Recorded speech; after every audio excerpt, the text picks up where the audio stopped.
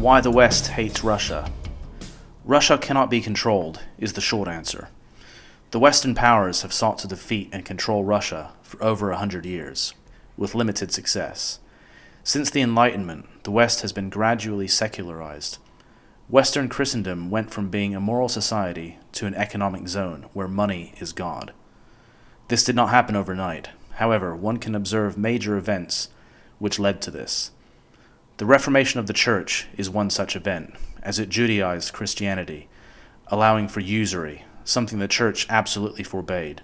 This also led to revolution in the major kingdoms of Europe, through Freemasonry, which began to gain traction in the 1700s, as monarchies fell or became subjugated by financial institutions in England, the Netherlands, Prussia, and France. We saw the rise of the West as it colonized the world and became a global hegemon, accumulating vast amounts of wealth, and thus creating very powerful empires ruled by bankers and industrialists, not kings. Following Cromwell's war against the monarchy, who had been financed by bankers in Amsterdam whose objective was to relocate to London and establish their headquarters, making it the capital of finance we see today, England became a constitutional monarchy, albeit the king effectively being relegated to a figurehead, and the throne essentially being usurped by the bankers.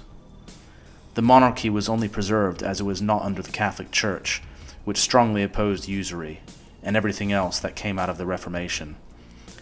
The Church of England was a form of Protestantism and thus much less hostile to the bankers and oligarchs. In France, things were different. It was still very Catholic, and thus more of a threat to the interests of the banking elite who wanted free reign across Europe. This resulted in the French Revolution, which is arguably the single most important event that led to the destruction of the Church and the beginning of modern global secularism. With the monarchy gone in the most powerful Catholic nation in the world, the Western powers were being consolidated by the bankers, whose last remaining adversary was Russia, where even 100 years after the French Revolution remained a strong Christian dynasty empire ruled by an absolute monarch, where Freemasonry was outlawed and the oligarchs had to tread carefully. Naturally, their sights were turned towards Russia. However, its sheer size and geography made it impossible for an all-out war and land invasion. This had been tried by Napoleon and did not end well. So another strategy was needed, one which involved poisoning the well by sending in agents of revolution along with money, something the West had plenty of. Karl Marx resided in London in the mid to late 1800s and became involved with the ruling class, who quickly saw an opportunity to destroy Russia from the inside. This led to the formation of the Duma in 1905, which was the Russian parliament. However, this was just a step in the direction to outright remove the monarchy, which finally took place during the October Revolution of 1917. Followed by the seizing of power by Lenin and the Bolsheviks.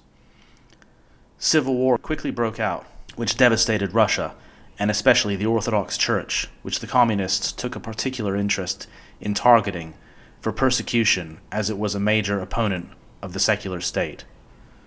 The overall effect was a weakened Russia, but more importantly, it was open for exploitation by the bankers and industrialists, who were now free to do as they pleased, without some monarch getting in their way. This, however, did not last long, as they needed Russian support in World War II.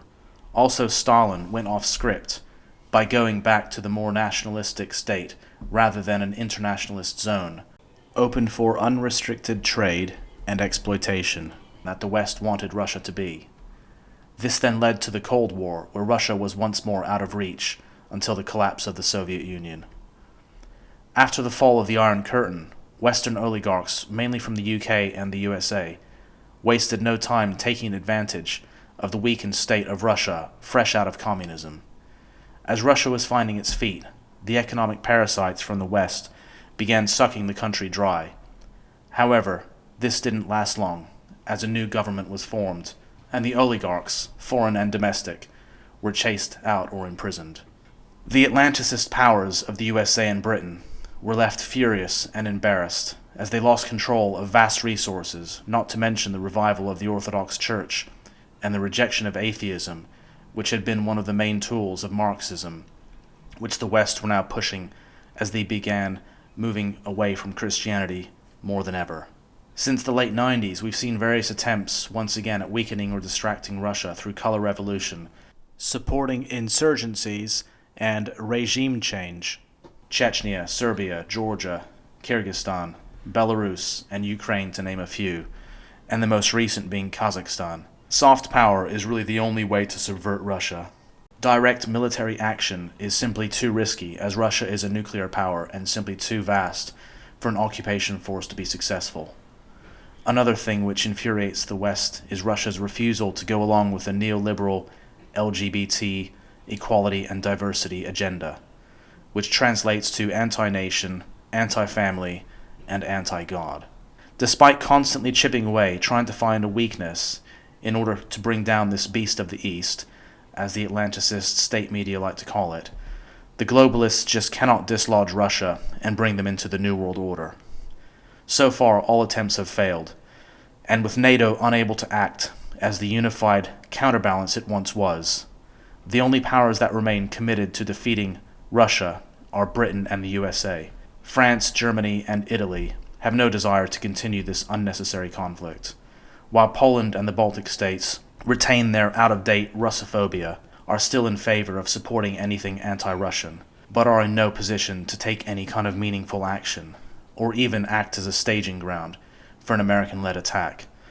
The geography alone would make it inconceivable.